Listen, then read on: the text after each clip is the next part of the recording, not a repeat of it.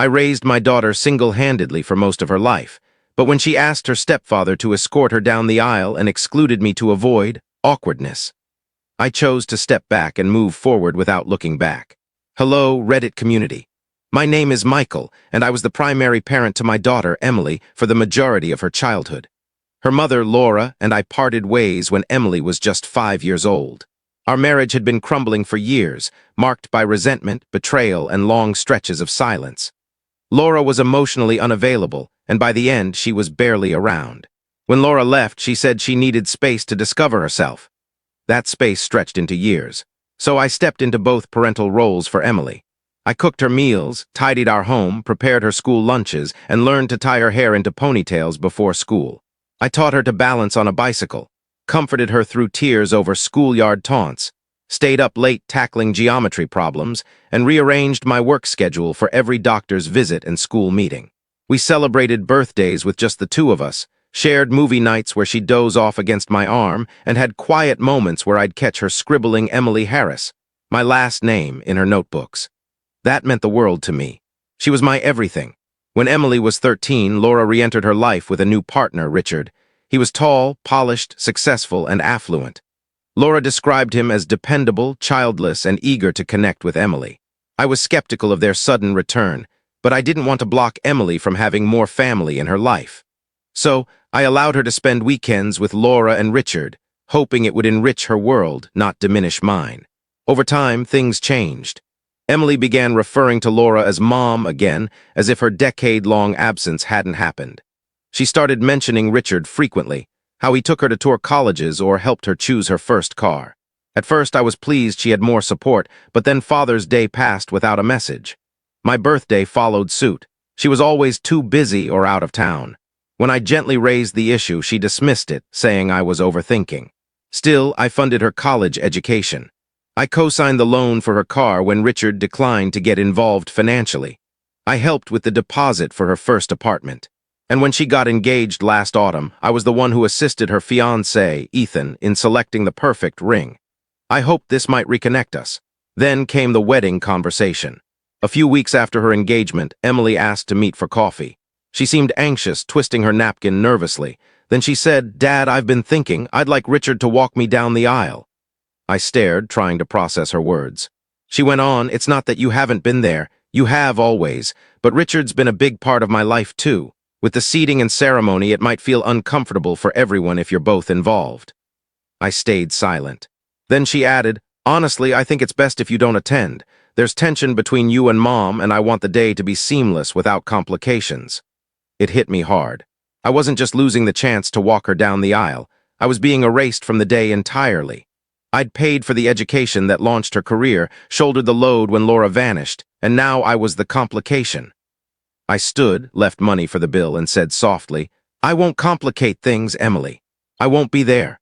She reached out a few weeks later with brief texts, just checking in. I didn't reply. There was nothing left to say. The wedding happened. I didn't attend, but I heard about it. Relatives sent photos.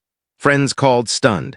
Emily posted pictures online, Richard in a sharp suit, proudly escorting her while Laura glowed. Comments read, "Such a special father-daughter moment." It made me ill, not just because of the falsehood, but because I'd been so easily replaced in the story I'd helped shape. Then came the twist. 2 months after the wedding, Richard was arrested for fraud and embezzlement, caught siphoning funds through a client's company. Laura's perfect partner was a fraud. Their assets were seized, Laura's home, Emily's expected inheritance, gone. Suddenly, Emily appeared at my door, eyes red, voice shaky. "Dad, I didn't know where else to turn." I let her in. We sat at the kitchen table, the same one where we tackled homework, carved Halloween pumpkins, and where she'd once sobbed over a bad grade. "I messed up," she said. "I thought I was making things easier, keeping everyone happy." I looked at her and asked, "Were you happy?" She paused, then whispered, "Not really." She tried to apologize, saying she didn't realize how much it would hurt me, that she thought I'd understand that Richard had good intentions. I told her the truth. "It wasn't about you choosing someone else to walk you down the aisle, Emily. It was about you uninviting me, erasing me. I was your world, but you showed me I was never yours." She cried. I didn't. I didn't yell or shame her, but I didn't welcome her back either. That chapter closed when she prioritized appearances over loyalty. Forgiveness doesn't always mean reconciliation. I forgave Emily for my own peace to let go of resentment, but I didn't open my life, my home, or my heart to her again. You only get one chance to choose who walks with you in life's biggest moments. She chose someone else. Now she must face the consequences alone. 3 weeks later, Laura showed up unannounced. She hadn't contacted me in over a decade, not for Emily's graduation, her first job, or even when I was briefly hospitalized for a health scare. Now here she was, dressed plainly, her usual confidence replaced by a calculated softness. "I thought we could talk," she said, smiling tightly. I didn't invite her in, standing firm in the doorway, arms folded. She fidgeted. "I know I'm the last person you want to see. Everything's collapsed and Emily's struggling." I said nothing. She pressed on. "She's made mistakes. So have I, but you've always been the steady one, Michael, the anchor." I raised an eyebrow. "Funny. When I was raising her alone, you didn't care about my steadiness. You were off finding yourself in Paris or wherever Richard's wealth took you." Her expression hardened. "I was lost back then. Richard gave me stability until he didn't." I responded coolly. Emily wasn't afraid of disappointing me. She was afraid of looking imperfect, of admitting the man who gave everything for her wasn't wealthy or polished enough. "You supported that choice." Silence stretched between us. Then she played her card. "We're family, we can mend this." That word, family, stung. "No," I said firmly. "You don't get to call us family now that your perfect life has crumbled. You and Emily made your choices. I respected them, stepped back when asked. Now you expect me to fix what your pride broke?" Laura's voice sharpened. "She's your daughter." "She was my daughter," I corrected. "Daughters don't exclude their fathers from their weddings. They don't lie. They don't come back when the money runs dry seeking refuge." Laura's lip quivered, her charm failing her. "She's hurting," she said. "So am I," I replied. Days later, Emily texted again. "Dad, I miss you. Can we talk?" "I was wrong. You raised me better. I'm sorry. Just coffee, please." This time I responded. "Emily, I'll always care about the girl I raised. But the woman you've become made it clear I'm not part of her life. I respected your choice. Please respect mine. I'm choosing peace now." She didn't reply again, and I didn't expect her to. Months later, I heard she'd moved back in with Laura, working part-time to make ends meet. Laura sold her luxury items to stay afloat.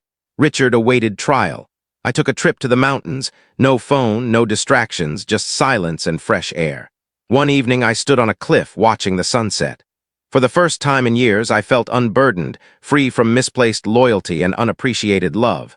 Some bridges don't need burning. Some you just leave behind, letting them crumble under the weight of their own betrayal. I didn't walk away out of spite. I walked away because sometimes the best way to honor your worth is to never return to those who only value you when they're desperate.